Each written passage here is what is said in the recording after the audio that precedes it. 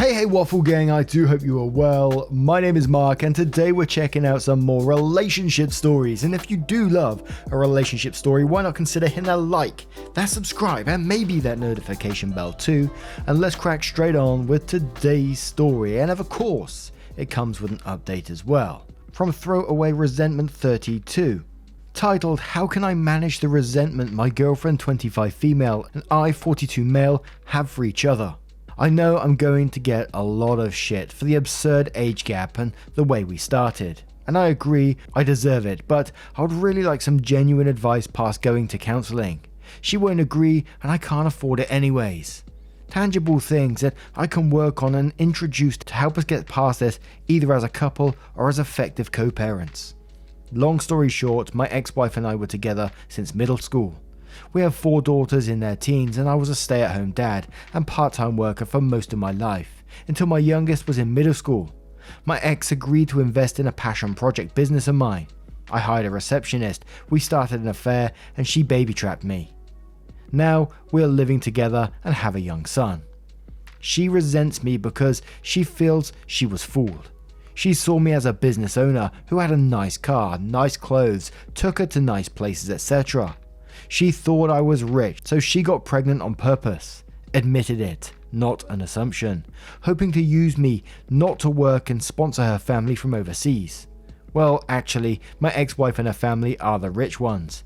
None of our homes were in our names. We were renting from our parents and giving them a nominal fee with the expectation that these homes would be left to my ex and me after their death. This allowed my ex's salary to stretch and we lived a really good life.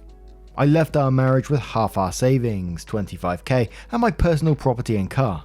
I lost my business due to lack of funding and I did not seek alimony. I resent her because I feel I was fooled. I thought she loved me and couldn't believe the interest a young, hot woman showed in me. She was incredibly persistent and pursued me strongly. But she has no feelings for me. No care or desire. Now that the ruse is dropped, I can't believe I gave up my entire life for what I see was an ego trip. I loved my ex-wife. Really I did and still do. But I had never been with another woman and any attempts to open our relationship were shot down. This was like a wet dream come true and I was weak. Now both me and my girlfriend are in a place we didn't imagine. She's living in a shitty apartment with an old man and still has to work. I've lost my kids, the love of my life, my family, my lifestyle, my business, and it's all 100% my own fault. She stopped being intimate with me as soon as she found out I wasn't rich. We're still together on my end because I feel like I need to have something to show for this shit show of a situation. At least I got a son and a partner out of it. At least it wasn't for nothing. And also because I don't trust her with our son. She would never agree to give me full custody and she's not a good mother. I would be worried for his safety and the people she would have him around. I honestly don't know why she hasn't left me from her end. What can I do to improve this situation? I know logically it would be best to break up and co-parent, but I'm afraid for my son and embarrassed for myself. Is there a way to salvage this situation? I'm thinking of just telling her we can have an open relationship. She can sleep with whoever she wants and go wherever she wants as long as she lives here, so I can have my son 100% of the time. I work from home. I don't know if that's the answer here though.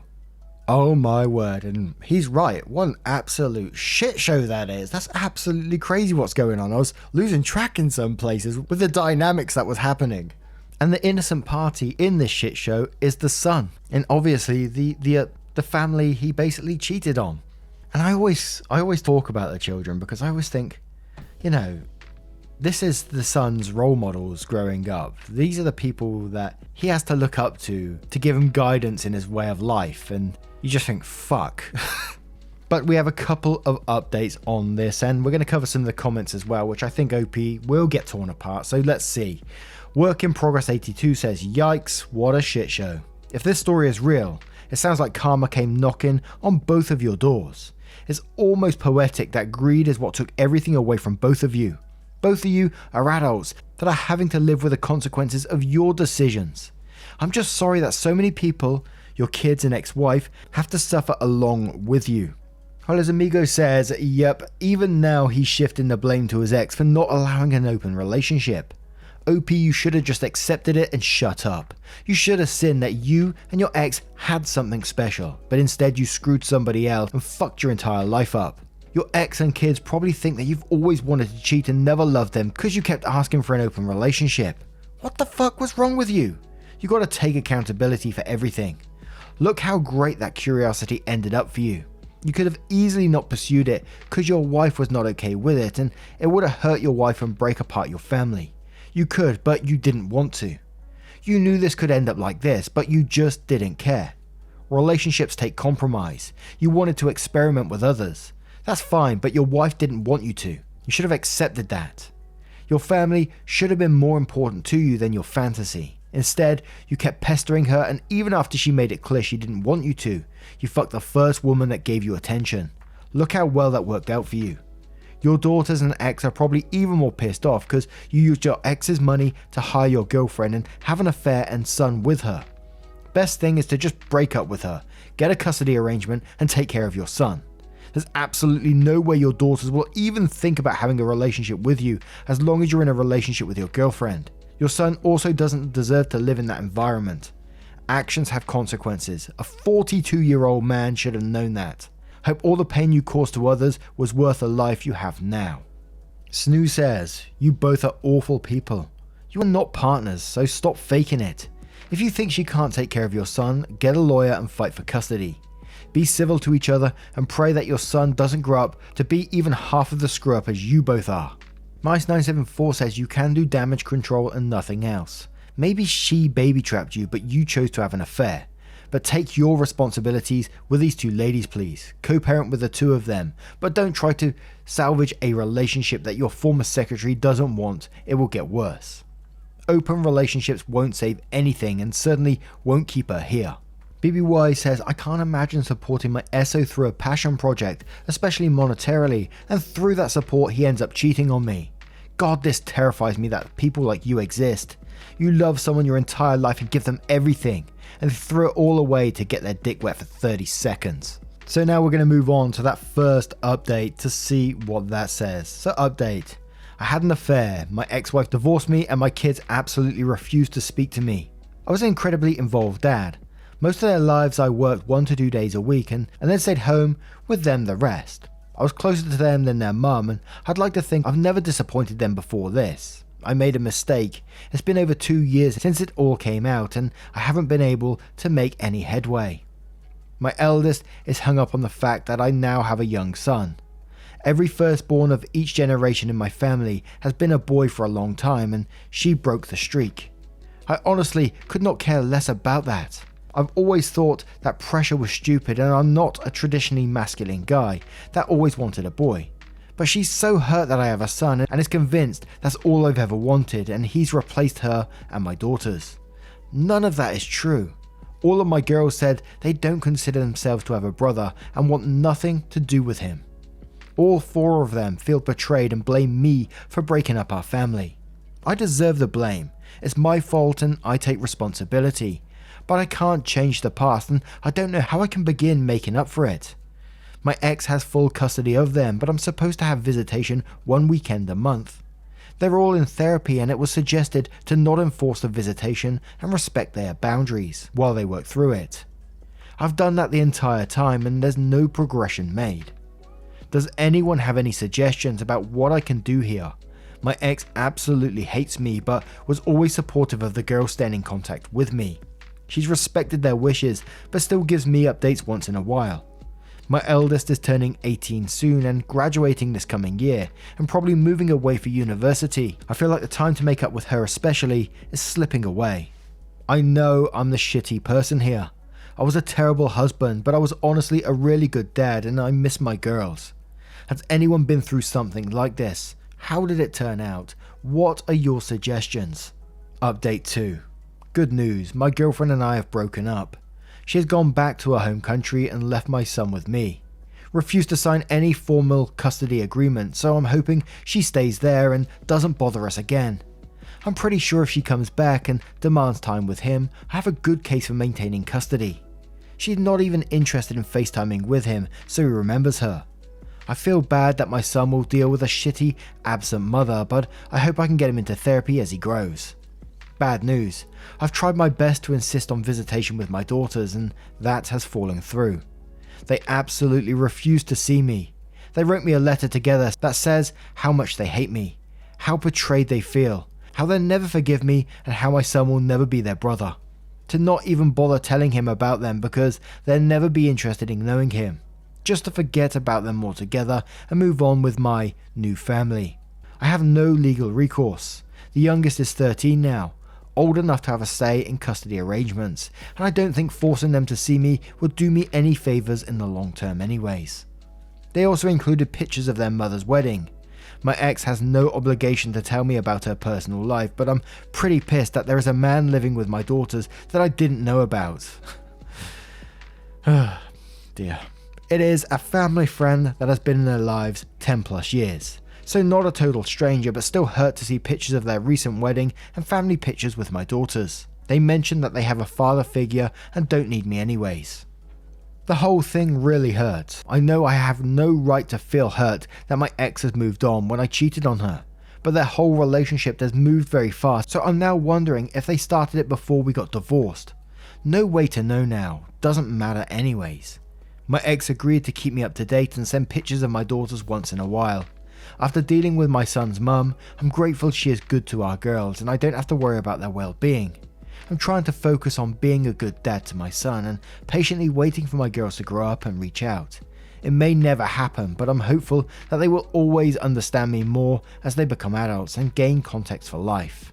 And you can just tell how hurt those daughters are in this situation, the mother too, that they want nothing to do with him. Even though the mother tried to encourage that link between them still, they want nothing to do with it because he broke up that family relationship. Absolutely horrible stuff, and I still turn back to the son again and feel sorry for that boy. Now he's only got the one role model in his life, and look at what this role model's turned to be. And just look at the bloody drama in his life already. Holy moly, I mean, he got his dad who ruined his previous family, a mother who's just gone AWOL now and wants nothing to do with him. He's got half sisters that want nothing to do with him as well. I can just hope that, all this, I know it's a lot to hope for, all this, he really reflects on this and tries to be a better father to the son he has now.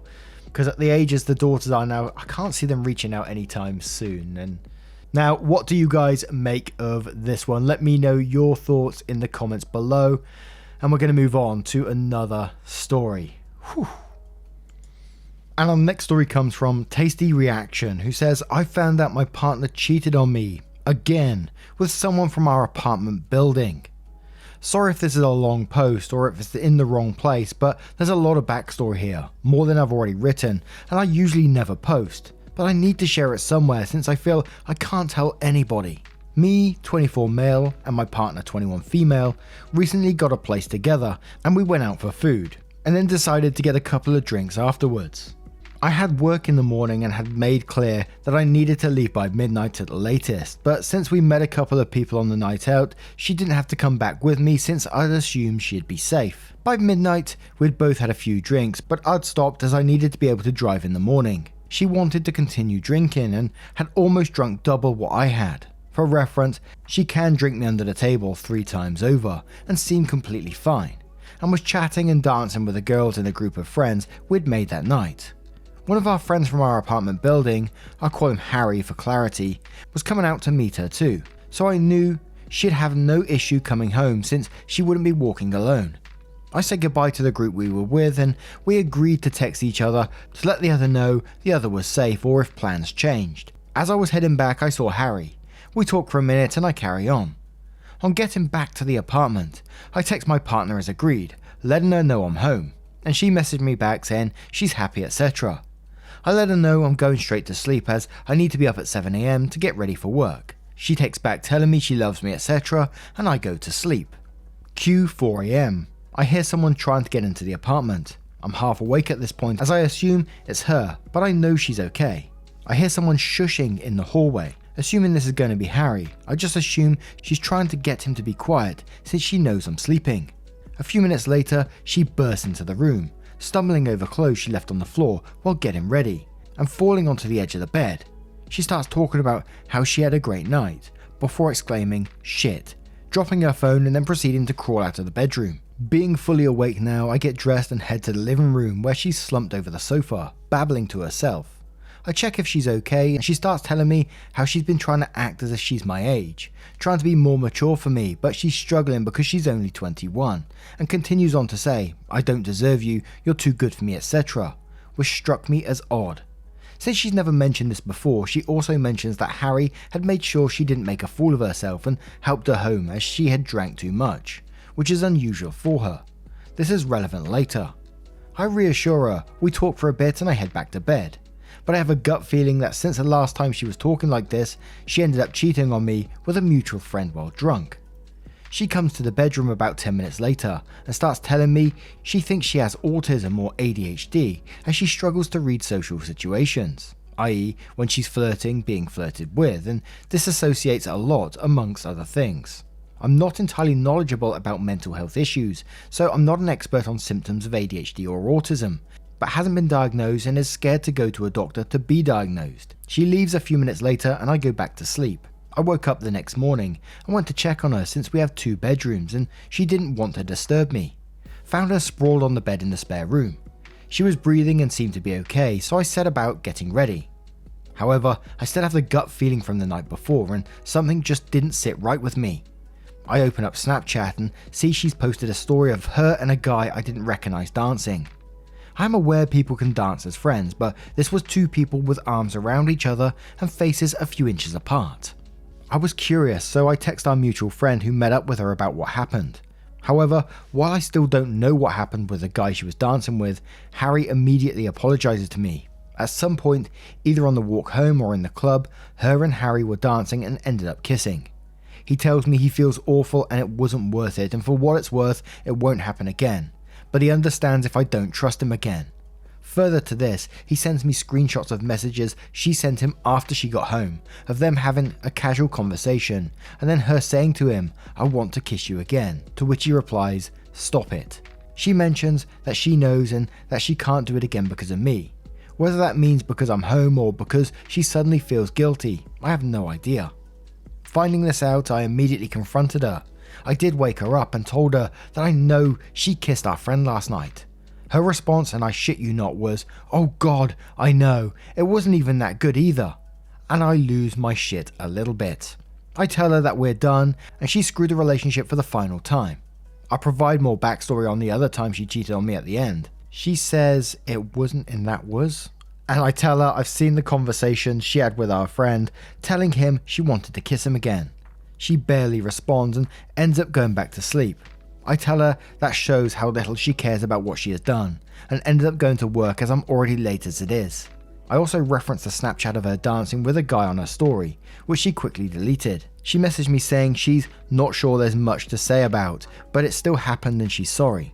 I'll admit I threw the apology back in her face, referencing things she said the night before about the guy she kissed helping her home. How she messaged him while talking to me, telling him that she wanted to kiss him again, and how this is exactly how she reacted when I'd caught her out cheating previously, to which her response was, "Okay."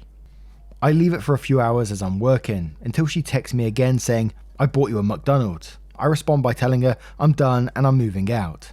She continues to tell me I don't need to move out because she doesn't want me to. I'm a petty bastard and tell her, "Oh okay, I've changed my mind. You and Harry kissing, telling him you want to kiss him again is all fine now." A lot of conversations occurs, mostly me being pissed since this isn't the first time she's cheated. Her telling me she can fix it, me telling her I have no trust in her anymore, and her responding with "It's only happened twice though." Later, she messaged me telling me that, although she didn't want to mention it, but her friend told her she should. She was spiked by the guy she was dancing with, who was buying her drinks after I left, as she had only bought one more drink since I left before the guy started buying her drinks. I ask her if she knows for certain if she was spiked, and she tells me she doesn't remember anything after having the drink, and went from being tipsy to blackout drunk, and walking home not being able to walk properly, around the time she kissed our friend, which is confirmed to have been her making an advance on him. I tell her she needs to get a drug test or talk to the police or whatever the process is after being spiked, as anything could have happened, and if she doesn't remember, she needs to check she hasn't been SA'd. However, she tells me she won't bother because it's not really worth the hassle. I'm annoyed, although possibly not rightly so, since she seems so uncaring about the situation, which if true means she was spiked and anything could have happened to her, and if untrue means she's trying to make excuses for her cheating on me.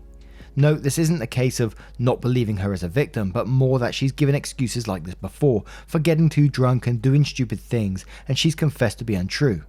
If it is true, then I agree I've been an arsehole, and I'll do anything to make sure she gets help.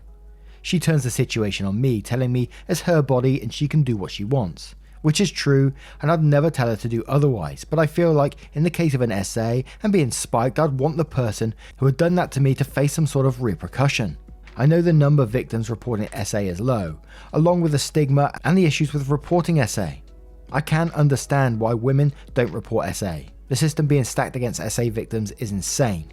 I got home from work and told her I'd been looking for a new place at the start of the week, but until then, I've split our stuff into 2 rooms so we have our own space for the time being. She responds over and over telling me she loves me and she wants to fix it. But apart from going down the route of helping her get a test after being spiked and all, I can't trust her anymore since she's cheated on me again. So currently, waiting to look at new apartments, and I've split our stuff so we have as little contact time as possible. Maybe I'm being an arsehole, but having been cheated on twice in the last 4 months by the same girl and given her the benefit of the doubt the first time, and having only just got to a place where trust was being rebuilt after the last time she cheated, I feel the relationship is irredeemable, no matter how much I love her and she supposedly loves me. And then OP goes on to talk about the previous cheating story and some more information. I found out my partner had texted a guy we knew asking him if he wanted a relationship or just a shag. I don't care which. After we'd had an argument because she was drunk and had been flirting with this guy all night, and then proceeded to meet up with him and his friends after we argued and lying on him, telling him he was beautiful and she really liked him. The only reason he didn't reciprocate is because he was on an acid trip and barely knew she was there, but freely admitted if he wasn't out of it, he would have slept with her. 2 days later, he sends me screenshots of the messages she sent him, with context of what had happened that night, backed up by a mutual friend of ours. I confronted her and she said she didn't remember it happening. However, the night she made her way back to my place and mentioned that I wouldn't be able to trust her and she was sorry, but not mentioning why. She'd also deleted the messages she sent and showed me her DMs on her Instagram as proof that she hadn't seen them. However, I had screenshots of the messages which filled in a gap between casual conversations they'd had. On top of this, she was with a guy when we started dating that I didn't know about. I ended up telling him what had happened, as I'd want to know the same. She told me she loved me within 2 months. I told her I wasn't at that point or ready to tell her that. She responded by breaking up with me on Christmas Eve and starting dating one of our mutual friends within a week. After a month, she told him she loved him, ended up breaking up with him because she realised she only did it as a rebound. She did take his virginity though. I don't know if that's too much context. However, again, there was an overlap as I didn't know she hadn't actually broken up with him when we'd started seeing each other again. At which point I told her if she didn't tell him, I will. I ended up telling him. Told the same guy. Somehow we all ended up staying friends for a while that she wanted to sleep with another guy in our friend group. Denies it to this day, but the entire friend group knows she said this, as well as almost getting into a threesome with said guy and his girlfriend. Eventually said friend group alienated her as whenever she drinks or does drugs, which is almost every night if she can afford it, and usually whatever she can get her hands on, she ends up causing drama between everybody and they're fed up with it. Holy moly, and that's someone who's had way too many chances already by the sounds of it, especially with the text that we got at the very end there. But what do you guys make of this second story? Let me know your thoughts in the comments below. Now, just a huge thank you for spending 20 to 30 minutes with me today, getting involved in the stories. You know, taking your time with me is absolutely amazing. Thank you so much, and I will see you in the next one. Take care, guys. Much love.